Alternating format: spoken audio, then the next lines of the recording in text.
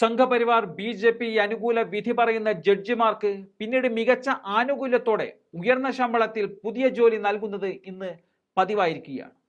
Supreme കോടതി മുൻ justice ഖാൻവിൽക്കറെ Lokpal ചെയർപേഴ്സണായി നിയമിച്ചതാണ് ഒടുവിലത്തെ ഉദാഹരണം. കേന്ദ്ര സർക്കാരാണ് ഇത് സംബന്ധിച്ച് നിയമന ഉത്തരവ് ഇറക്കിയിരിക്കുന്നത്. 2022 ജൂലൈയിലാണ് ജസ്റ്റിസ് ഖാൻവിൽക്കർ സുപ്രീം കോടതിയിൽ നിന്നും വിരമിക്കുന്നത്. വിരമിച്ച് 1.5 വർഷം പിന്നിടുമ്പോഴാണ് ഖാൻവിൽക്കറെ തേടി പുതിയൊരു അധികാര പദവി എത്തിയിരിക്കുന്നത്. വിരമിക്കുന്ന ജഡ്ജിമാരെ ഔദ്യോഗിക പദവികളിൽ നിയമിക്കുന്നതിൽ മോദി സർക്കാർ നിരന്തരം വിമർശനം കേൾക്കുന്നതിനിടയിലാണ് പുതിയ നിയമന ഉത്തരവും വന്നിരിക്കുന്നത്. ഫെബ്രുവരി 27-നാണ് മുൻ ഹൈക്കോടതി ജഡ്ജിമാരായ ലിംഗപ്പ നാരായണസ്വാമി, സഞ്ജയ് യാദവ്, ഋതുരാജ് അവസ്ഥി എന്നിവരെയും ലോക്പാൽ അംഗങ്ങളായി നിയമിച്ചതായി രാഷ്ട്രപതി ഭവൻ അറിയിക്കുന്നത്. ജുഡീഷ്യറി അധികാരമില്ലാത്ത ബെഞ്ചായി സുശീൽ ചന്ദ്ര, പങ്കജ് കുമാർ, അജയ് ടർക്കി എന്നിവരെയും നിയമിച്ചിട്ടുണ്ട്. മുൻ ചീഫ് ജസ്റ്റിസ് രഞ്ജൻ ഗൊഗോയിയെ വിരമിച്ച 4 മാസത്തിനുള്ളിൽ നരേന്ദ്രമോദി സർക്കാർ രാജ്യസഭയിലേക്ക് നാമനിർദ്ദേശം ചെയ്തിരുന്നു. നരേന്ദ്രമോദി സർക്കാരിന് വേണ്ടിയുള്ള നിലപാടുകൾ സ്വീകരിച്ചതിന് നന്ദിയാണ് ഗൊഗോയിയുടെ രാജ്യസഭാ സീറ്റെന്ന് വലിയ വിമർശനം അന്ന് ഉയർന്നതാണ്. 2021 ജൂലൈയിൽ വിരമിച്ച ജസ്റ്റിസ് അശോക് ഭൂഷൺ ആ വർഷം അവസാനം നാഷണൽ കമ്പനി ലോ അപ്പലേറ്റ് ട്രിബ്യൂണലിന്റെ തലവനായി മാറിയതും നമ്മൾ കണ്ടതാണ്. ബാബറി കേസിൽ വിധി പ്രസ്താവിച്ച ബെഞ്ചിൽ ഉണ്ടായിരുന്ന ഭൂഷൺ രാമക്ഷേത്ര പ്രതിഷ്ഠാ ചടങ്ങിലും പങ്കെടുത്തിരുന്നു.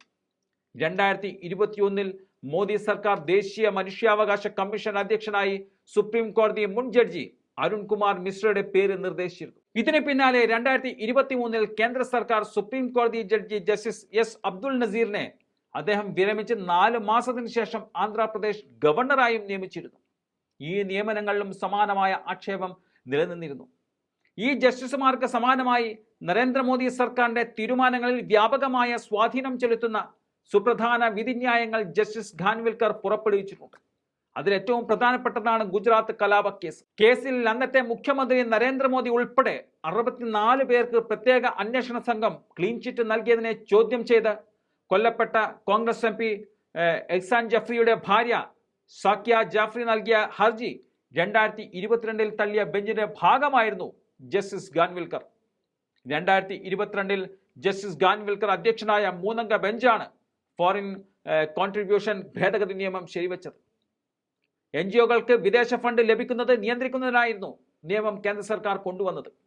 തങ്ങളെ വിമർശിക്കുന്ന സംഘടനകളുടെ FCRA ലൈസൻസ് മോദി സർക്കാർ പലപ്പോഴും എടുത്ത് കളയാറുണ്ട്.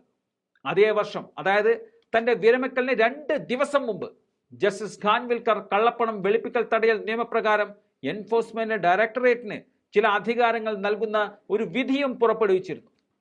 പ്രതിപക്ഷത്തെ വേട്ടയാടാൻ നരേന്ദ്രമോദി സർക്കാർ എൻഫോഴ്സ്മെന്റ് ഡയറക്ടറേറ്റിനെ ഉപയോഗിക്കുന്നുവെന്ന വിമർശനത്തിനിടയിലായിരുന്നു ജസ്റ്റിസ് ഖാൻവിൽക്കറിന്റെ വിധി വരുന്നത്. ഇതിനെല്ലാമുള്ള പ്രതിഫലമായി പുതിയ നിയമനത്തെ പലരും വിമർശിച്ച് കഴിഞ്ഞിട്ടുണ്ട്.